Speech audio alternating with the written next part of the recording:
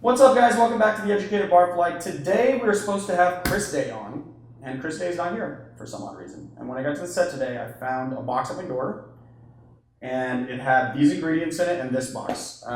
So I don't know what cocktail we're doing. But I think I'm just gonna open this box because I don't know if I'm supposed to open it or not, but I might as well just find out what's inside.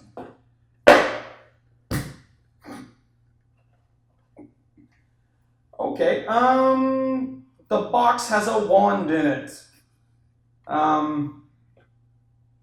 Okay, hold on. Oh, there's a note on the inside that says, okay, all right, okay, this is what I'm supposed to do. All right, I'm supposed to do this. Accio Chris! Oh. Man, that was nuts. It was a lot more rough than I thought it was going to be. Jeez. How you doing? How are you doing? I'm great. All right, I guess. Yeah, I'm doing great. I'm not quite sure what happened, but... Yeah, no, you don't have to. Yeah, thank you. This is mine.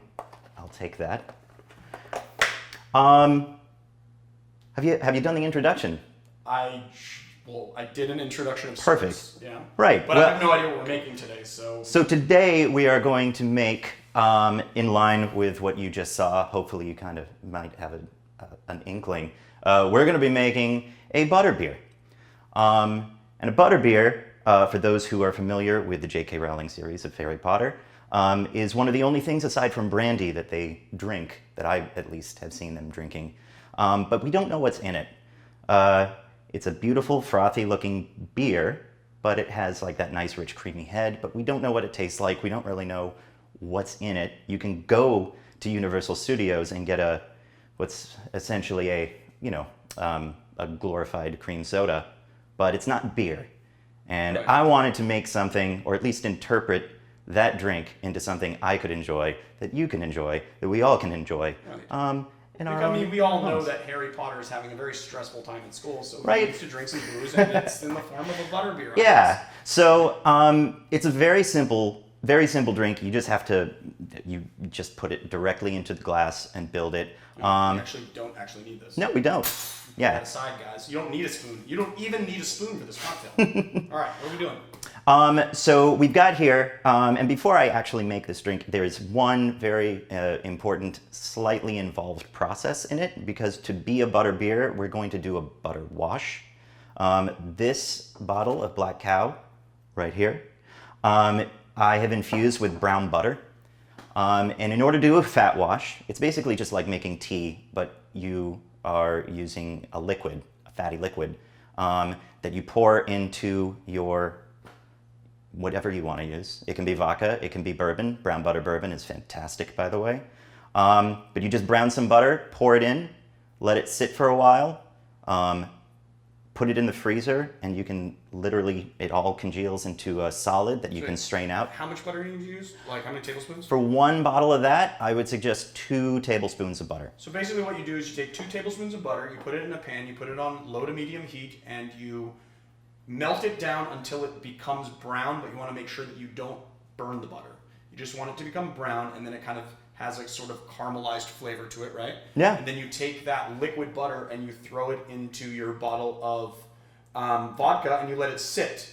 And what you can do is let it sit until it becomes room temperature, and then when it becomes room temperature, the fats will actually solidify. Then you can put it in the refrigerator for maybe an hour, and then it will really be solid, and then you can just take all of those hardened fats, and you can just either, if you put it in a Cambro, you can skim them off, or if you put it in the bottle, then you can just like double strain it out with a strainer, a fine strainer, or cheesecloth, or like a chinois or something. Cheesecloth works perfect, and if you really want to get very anal about it, you can also use a coffee filter, but it takes forever, but it makes it perfectly clear. This is so easy. Leandro, I'm going to talk you through it while I just stand here. I'm still jittery from that Accio spell. It's really weird. Okay. But yeah, very simple. Start with the brown butter washed Black Cow. It's just 3/4 ounces. All right, so 3/4 of an ounce. Brown butter fat washed vodka. All right, and they're just in the glass? Just straight in the glass. Straight in the glass. Important to note, chill all of these in the fridge. Have them chilled in the fridge before you serve this, because we're not stirring this. We're not doing anything other than pouring it in a glass. This is a glorified Boilermaker. So you want everything to be cold before you start making it. It has no ice, so therefore it is what I've kind of been terming a unstable cocktail, because it will, you light the fuse once you take it out of the fridge, it starts getting warm immediately, so you want to drink it when it's cold. Yeah. Sweet. Okay, what else? This is strange magic, guys. Half an ounce of cream sherry. We're making this as British as possible. Black Cow is made in England. Cream sherry. This isn't made in England, but they love to cook with it and drink it in England. So half an ounce. Cream sherry? Mm-hmm. Okay. And we're doing a quarter of an ounce of this lovely Giffard vanilla liqueur. So Quarter of an ounce. Quarter of an ounce. And if you do it on the top of here, you just want to go right underneath the wash line. So, quarter of an ounce. And now, you just pour in beer. And then, you just pour in beer. Today we're using Boddington's. Yeah, love it. Open it all the way, all the way. Otherwise, yeah. All right. This is one of those widget beers, isn't it? Oh, it's definitely a widget. Sorry, guys, I have to say. Unclean. I'm making the cocktail for myself. Okay. Don't do that if you're serving it to somebody, okay? But I'm making it for myself. You know what? And I know I'm going to hear you guys in the comments about this. All right, I'm pouring the beer now. Pour in. Do it from a little bit of a distance, because again, you want to mix everything up in there and also give it that nice frothy head that you see. This is so messy and lovely. I love it. It is. I'm being very messy about it. It's fine. Perfect. Oh, yes. So Voila. here is a Butterbeer. Looks beautiful. And the fun thing is, again, if you can make this brown butter vodka at home, you can mix all these together into one big batch, serve this at parties, where all you have to do is keep it cold, pour it into a glass, pour the beer in, and you're set. All right, So, hold on. I want to... oh, top it off. Yeah. I just want Good job. Good I job. want the head to be pretty. There you go. Pretty head. Cheers. Your cocktails should always have pretty head. All right. Well, I guess we're going to taste it, right? So let's... Go for it. This looks... I hope this tastes as amazing. I know it's going to taste as amazing as it looks. Just try.